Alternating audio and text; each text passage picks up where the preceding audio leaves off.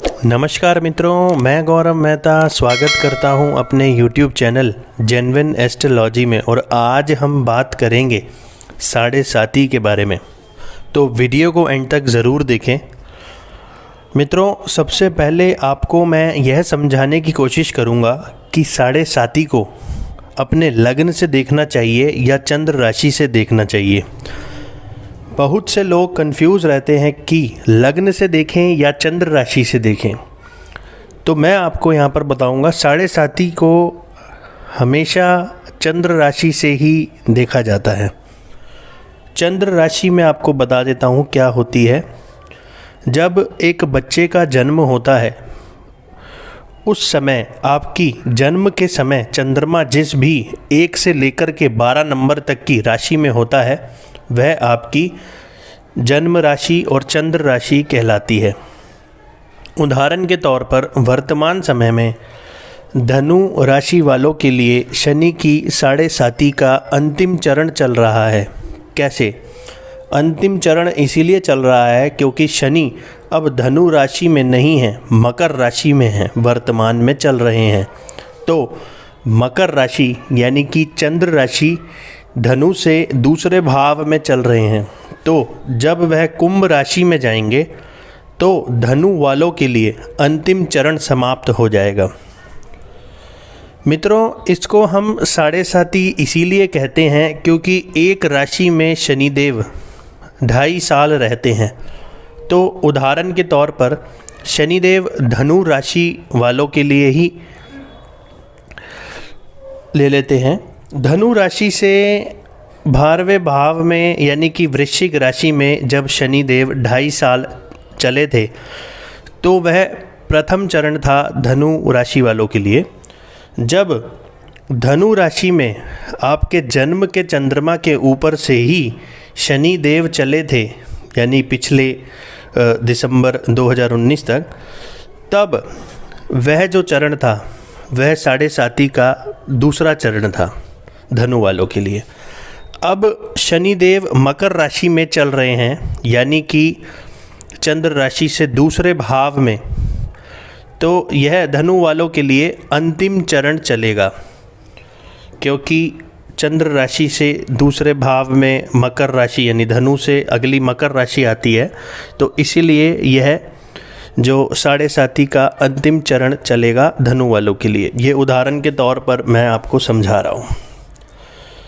इसीलिए हम इसको 7.5 साल को शनि की साढ़े साती के नाम से जानते हैं। मकर राशि वालों के लिए दूसरा चरण चल रहा है साढ़े साती का और कुंभ राशि वालों के लिए पहला चरण चल रहा है। शनिदेव मकर राशि में 2.5 साल के लिए गोचर करेंगे जो कि सूर्य, चंद्रमा और मंगल के नक्षत्र में चलेंगे। साढ़े साती लगभग 30 साल में एक बार आती है।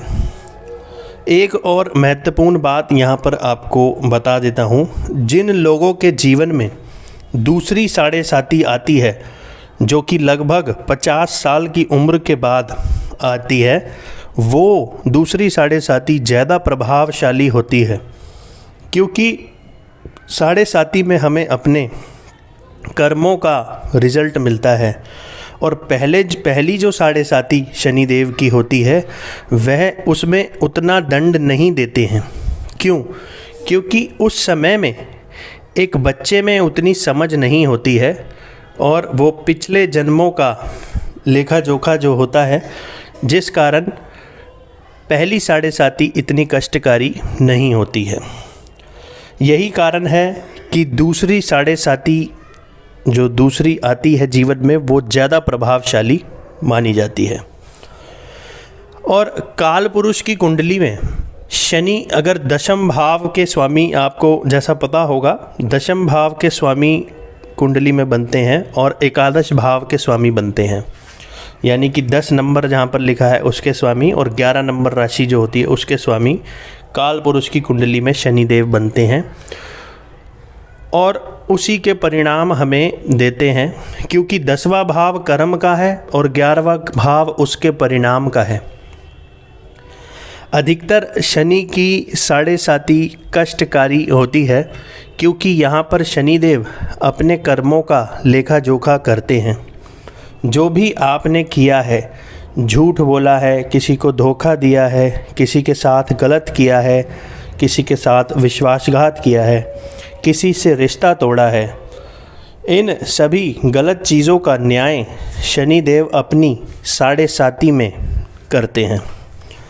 साढ़े साती सिर्फ उन्हीं लोगों के लिए कहीं अच्छी होती है जिनका जन्म का शनि भी अच्छी स्थिति में हो, षड्बल में उसे काफ़ी बल प्राप्त हो और कुंडली का योग कारक ग्रह हो। उनके लिए साढ़े साती बहुत ही ऊंचाइयों पर भी ले जाती है। सिर्फ शनि की साढ़े साती को खराब कह देना ऐसा भी नहीं होता है। बहुत से लोग मैंने देखे हैं साढ़े साती के नाम पर लोगों को डरा रहे हैं, जो कि गलत है। इसीलिए साढ़े साती से डरने की आपको ज़रूरत नहीं है। अपनी जन्म कुंडली में भी आपको ज़रूर देखना चाहिए कि शनि कौन से भाव का स्वामी है, कौन से नक्षत्र में है और किसके साथ संबंध में है, उसका भी आंकलन करना बहुत। मकर राशि वालों के लिए जो साढ़े साती है वो उनकी राशि पर ही रहेगी, मतलब आपकी जन्म कुंडली के चंद्रमा के ऊपर से शनि का यहाँ पर भ्रमण रहेगा। वर्तमान में निर्भर यह करेगा कि आपका कौन सा लग्न है।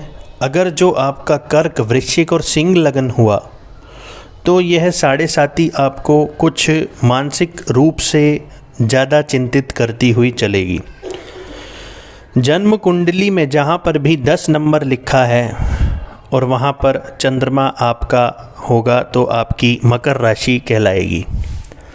अगर आपकी मकर ही राशि है और मकर ही लग्न है तो इसका परिणाम काफ़ी ज़्यादा होगा प्रभावशाली। जो मैं आपको बताने वाला हूँ उसका प्रभाव काफ़ी ज़्यादा होगा अगर आपका मकर ही लग्न है और मकर ही राशि है।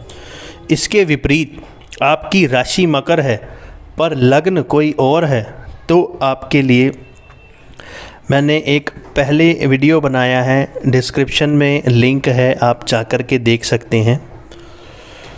जिन भी लोगों की महादशा अंतर्दशा शनि की चल रही है उन पर साढ़े साती का प्रभाव और अधिक पड़ता है। जिन लोगों की शनि को छोड़कर किसी और ग्रह की महादशा अंतर्दशा चल रही है तो साढ़े साती का प्रभाव कुछ हद तक कम हो जाएगा। शनि अगर आपकी कुंडली में योग कारक ग्रह बनते हैं या मित्र ग्रह बनते हैं लगन के, तो साढ़े साती के खराब फलों में कमी होगी। यहाँ पर शनिदेव आपको संबंधों में विच्छेद करवा सकते हैं। किसी करीबी मित्रों या रिश्तेदार के द्वारा भी आपको यहाँ पर धोखा मिल सकता है। छोटे भाई बहनों से भी यहाँ विवाद हो सकता है। दाम्पत्य जीवन में भी यहाँ पर परेशानियाँ उत्पन्न हो सकती हैं। हालांकि पूर्णता निर्भर करेगा कि आपके सप्तम भाव की स्थिति अगर कुंडली में मजबूत नहीं है, पीड़ित है, तो ज़्यादा संघर्ष और ज़्यादा परेशान करने वाली ये साढ़े साती आपके लिए होगी। और सप्तम भाव और चंद्रमा की स्थिति अगर कुंडली में मजबूत है तो बहुत सी चीज़ों में भी कुछ न कुछ मदद या समझौता हो जाएगा। इसके विपरीत चंद्रमा की स्थिति अगर कुंडली में कमज़ोर है तो यहाँ पर मानसिक परेशानी कुछ ज़्यादा मिलेगी। अपनी माता का स्वास्थ्य का भी आपको यहाँ पर ध्यान रखकर चलने की आवश्यकता रहेगी। दूसरे चरण में जब शनि चंद्रमा के ऊपर से गोचर करते हैं, आगे हुए बढ़ेंगे तो मानसिक परेशानियाँ बहुत ही ज़्यादा आप अनुभव करेंगे और जिम्मेवारियाँ बहुत ही ज़्यादा बढ़ती चली जाएंगी। कार्य का भार भी जिम्मेवारियों के कारण बढ़ता चला जाएगा और जातक को बिल्कुल भी समय नहीं रह पाता है दूसरे चरण की साढ़े साती में। यहाँ पर अगर आपका चंद्रमा मजबूत हुआ तो आपकी साढ़े साती का दूसरा चरण बहुत हद तक कष्टकारी नहीं रहेगा। शनि यहाँ पर 10वीं दृष्टि से अपनी उच्च राशि तुला को भी देखेंगे, जो कि यह भी संकेत है कि अगर शुक्र की आपकी कुंडली में स्थिति मजबूत है तो यह आपके कार्य क्षेत्र में प्रगति करने वाली साढ़े साती का द्वितीय चरण होगा। कार्य क्षेत्र में भी कुछ जिम्मेवारियां आपकी बढ़ेंगी, बहुत ही ज़्यादा समय संघर्ष बढ़ेगा और कार्य क्षेत्र में भी आपका संघर्ष बढ़ता चले जाएगा। कोई नया कार्य आपको इस समय आरंभ नहीं करना चाहिए। जो कार्य कर रहे हैं उसी में आपको लगे रहना चाहिए। इस समय अंतराल में बेवजह किसी से झगड़े में नहीं पड़ना चाहिए और कोशिश हो सके तो वाद विवाद से आपको बात कर लेते हैं। शनि की साढ़े साती में उपाय क्या करने चाहिए? तो शनि की साढ़े साती में सबसे पहले आपको अपना टाइम टेबल सही करना चाहिए। हर चीज़ आपको डिसिप्लिन में ही करनी चाहिए, क्योंकि शनि देव को न्याय बहुत प्रिय है, वो न्याय के देवता हैं। और दूसरा, किसी भी व्यक्ति को अगर आप कोई कमिटमेंट करते हैं, कोई ज़ुबान देते हैं, तो उसको ठीक उसी समय पर आपको निभाना चाहिए। तीसरा, आपको ओम शम शनिश्चराय नमः का पाठ करना चाहिए 11 बार या 108 बार, मतलब कि एक माला रोज़ाना कर सकते हैं तो बेहतर। चौथा, मांस मदिरा का सेवन से आपको बचना चाहिए। किसी गरीब को परेशान या उसका हक आपको साढ़े साती के दौरान बिल्कुल भी नहीं मारना चाहिए।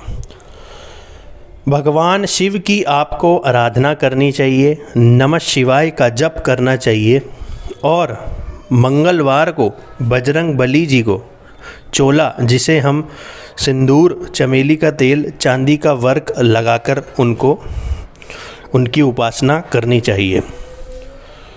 और हनुमान चालीसा का आपको पाठ ज़रूर करना चाहिए, क्योंकि शनिदेव हनुमान जी के भक्तों को हमेशा छोड़ देते हैं। और चींटियों को आपको आटा और शक्कर डालनी चाहिए हर शनिवार को। और हो सके तो बुजुर्गों और विकलांगों की कोई भी सेवा जो आप करने में समर्थ हैं वो आपको ज़रूर करनी चाहिए।